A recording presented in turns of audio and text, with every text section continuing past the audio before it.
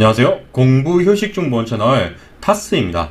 오늘은 이론서 정독 암기법이라는 주제로 이야기를 해보겠습니다. 이름처럼 이론서를 정독하면서 암기하는 방법입니다. 우리 시청자분들은 구체적인 방법을 원하시는 것 같아서 제가 이번에는 구체적인 단계를 알려드리겠습니다. 우선 이론서를 왜 암기하는지부터 이야기를 하겠습니다. 이론서를 암기하는 목적은 문제를 풀기 위해서입니다. 더 구체적으로 말하자면 실제 시험에서 문제를 풀 능력을 갖추기 위해서입니다. 그러면 여러분이 이 목적에 맞게 이론서를 암기하시면 더 효율이 좋을 겁니다.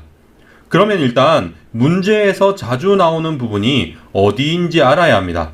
그리고 문제풀이 응용력을 갖추기 위해서는 이론서의 목차를 익혀서 전체적인 틀을 익혀야 합니다.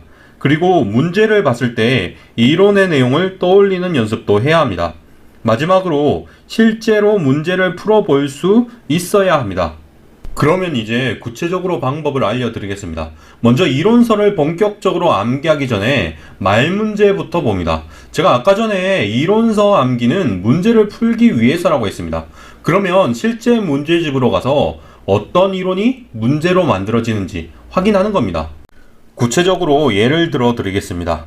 말문제 중에 이런 식으로 이론을 서술하고 다음 중 옳은 것 또는 옳지 않은 것을 고르라는 문제가 있습니다. 참고로 이 문제는 실제로 많은 수험생들이 보는 정우승 외 3인이 저술한 객관식 세법에서 가져온 문제입니다. 암기법을 설명하는 목적이니까 보기 2개 정도는 그냥 생략했습니다. 본격적으로 이론서를 읽기 전에 이런 문제부터 봅니다. 이렇게 말문제로 나오는 명제는 사실 이론서 중에서도 중요한 부분이라는 뜻입니다. 그러면 이제 이런 5개의 보기는 가급적 먼저 외우고 나서 이론서를 보는 것이 좋습니다. 완벽하게 암기가 힘들면 적어도 문제 하나당 1~2개 정도 명제는 외우는 것을 권합니다. 당연한 이야기지만 옳지 않은 문장 같은 경우에는 해답지를 보시고 옳은 문장으로 수정하셔서 외우세요. 그런데 대신 이런 식의 말문제는 암기가 좀 힘들 수 있습니다. 이론서의 내용을 가져온 것이 아니라 이론서의 내용을 구체적인 사례에 적용하는 문제입니다. 이런 문제의 경우도 해답지를 미리 보면서 공부할 수는 있지만 힘드시면 이론서부터 공부한 다음에 나중에 풀어보도록 하세요. 말문제 명제를 외웠으면 이제 이론서로 갑니다. 그런데 곧바로 이론서를 한 페이지씩 읽지 마시고 전체적인 구성부터 파악해 봅니다. 쉽게 말해서 목차부터 보라는 뜻입니다. 제가 방금 푼 문제와 관련된 이론서 부분입니다. 세부 내용은 아니고 목차를 가져와 봤습니다. 수험생의 경우 보통 이론의 소제목에 단락번호가 있습니다. 예를 들어서 6.2, 6.3이라거나 양괄호 1번, 양괄호 2번이라거나 하는 식입니다. 보시면 알겠지만 6.2, 6.3은 양괄호 1번, 양괄호 2번보다 상위 개념입니다.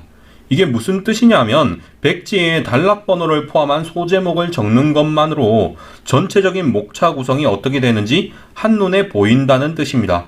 이걸 다른 색의 형광펜이나 볼펜을 이용해서 한눈에 목차를 파악할 수 있게 표시할 수도 있습니다. 하지만 저는 개인적으로 노트에 한번 적어보는 것을 더 좋아합니다.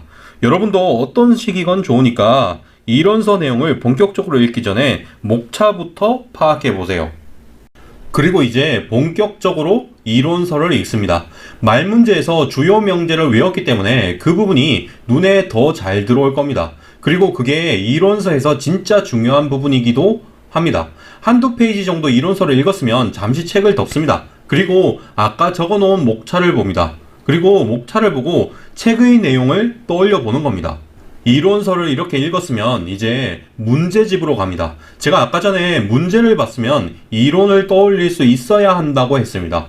그러면 이제 문제를 보고 관련 이론을 떠올려 보는 연습을 하는 겁니다. 이런 문제를 봤으면 문제 옆에 이 문제를 풀기 위해 알아야 하는 이론의 제목을 적습니다. 이 문제 같은 경우는 의제배당의 귀속 시기를 알아야 문제를 풀 수 있습니다.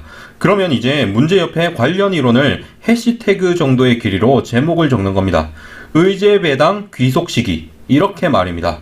그러면 이제 의제배당의 귀속 시기라는 단어를 보고 이론서에 적힌 그 내용을 떠올려 보는 겁니다. 의제배당은 크게 두 종류가 있고 각 종류의 귀속 시기는 이러하다. 이런 식으로 그 내용을 떠올릴 수 있어야 합니다. 이렇게까지 했으면 이제 이론서는 거의 다 암기가 되었습니다. 이제 문제집으로 가서 문제만 풀면 됩니다. 요약해 보겠습니다. 이론서를 정독하면서 암기하고 싶으시면 이런 식으로 해보세요.